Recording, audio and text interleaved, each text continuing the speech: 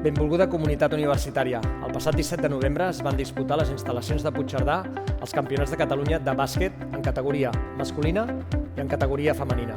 Pel que fa a la categoria femenina, les universitats participants varen ser la Universitat Internacional de Catalunya, la Universitat de Lleida, la Universitat Rovira i Virgili, la Universitat Politècnica de Catalunya, la Universitat Pompeu Fabra i la Universitat de Vic. Les universitats classificades van ser la Universitat Pompeu Fabra i la Universitat Internacional de Catalunya. L'enhorabona a totes dues universitats. Pel que fa en categoria masculina, les universitats participants varen ser la Universitat Ramon Llull, la Universitat Internacional de Catalunya, la Universitat Politècnica de Catalunya, la Universitat Autònoma de Barcelona, la Universitat de Vic i la Universitat Rovira i Virgili. Les classificades varen ser la Universitat Ramon Llull i la Universitat Rovira i Virgili. Enhorabona també a aquestes dues universitats i a totes quatre ens veiem a la segona fase. Ens veiem al febrer.